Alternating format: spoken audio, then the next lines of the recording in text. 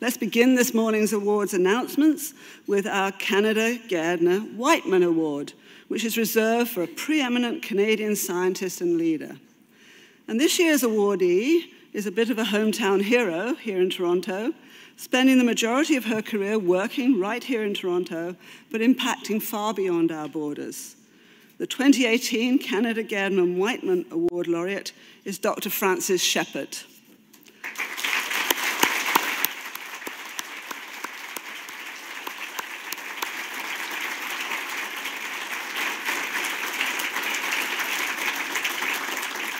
She is awarded, as you can see, for her global leadership in oncology, which has contributed significantly to improving survival outcomes of lung cancer patients worldwide. Dr. Shepherd is the leader of the lung cancer program at Princess Margaret Cancer Centre at UHN and a professor of medicine at U of T. So here to tell us a bit more about Dr. Shepherd is Dr. Brad Wouters, Executive Vice President, Science and Research at the University Health Network. Please welcome Brad. Okay. Well, good morning, and thank you, Janet.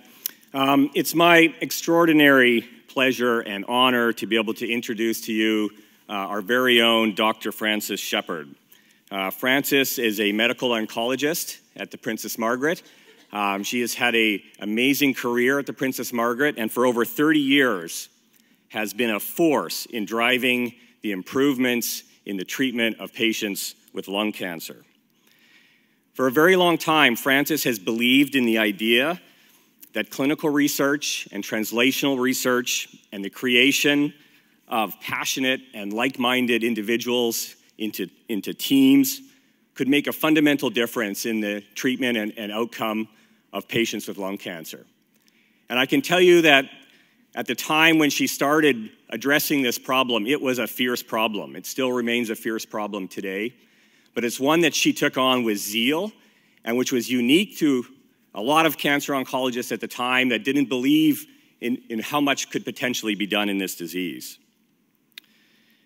Frances is a natural leader, and she has had a fierce commitment to excellence, one that's being recognized today, and one that her colleagues know very well, and some may in fact call her a lack of tolerance for anything else but excellence.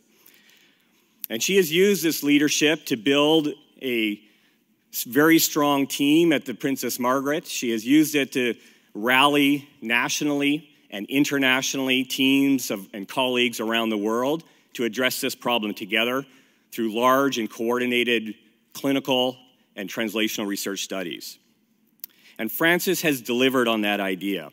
Her work has significantly improved the lives of patients with lung cancer here in Canada and around the world, and has fundamentally changed the way that patients with lung cancer are treated today.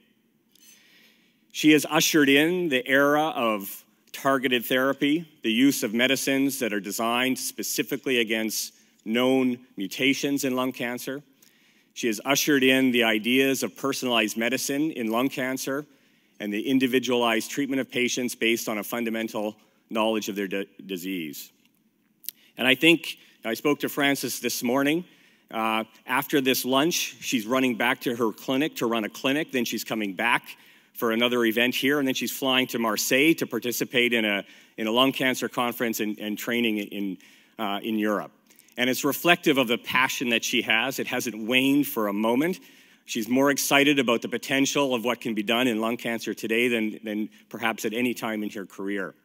And the work that she's done in lung cancer and to change the outcome and the lives of lung cancer patients and their families has also been emulated across many other diseases. But in many respects, lung cancer has gone first, and Frances deserves our recognition and our thanks for the work that she's done in lung cancer and in cancer in general around the world.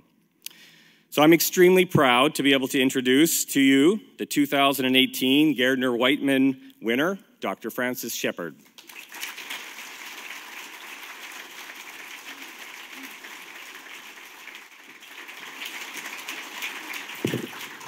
So thank you very much, Brad, and thank you, Dr. Rossant, and the entire Gairdner Foundation. and the board members, and maybe a group that don't often get thanked, and those are the people who do all the hard work on the review committee, and I know I owe this honor to you.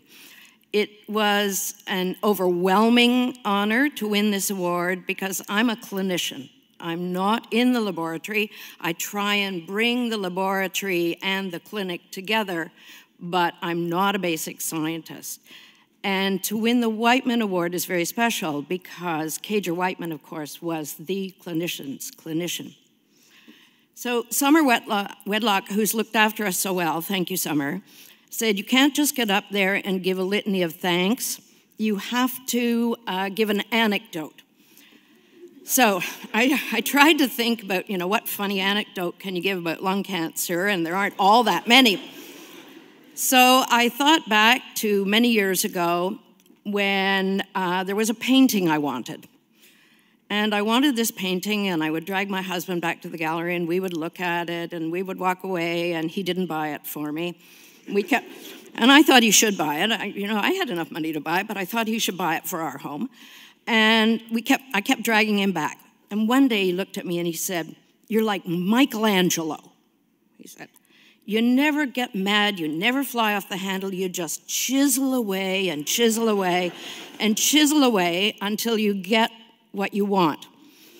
So for 30 years, I've been chiseling away at lung cancer, and we started in the dark days of nihilism, and I've been chiseling away little bit after little bit. But, like all of those Renaissance artists, they didn't work alone in a garret, actually. They were working in groups, and they had studios. And certainly what I have been able to accomplish is not what I have done at all, it's but what we have done. And so there are some people I have to thank. Sorry, Summer, but there are a few people I have to thank.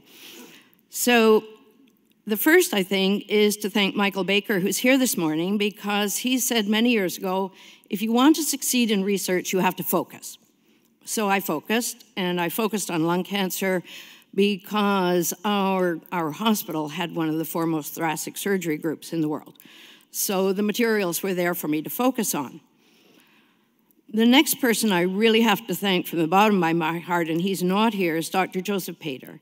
He was the head of the National Cancer Institute Clinical Trials Group, and he invited me to be the leader of the group and left me in that position for well nigh 20 years, even though I would say, "Joe, is it time for me to move on?" He said, "If it's not broken, I'm not going to change anything." And so he supported me in that position for 20 years, and it was through that clinical trials group that many of our really practice-changing trials were done.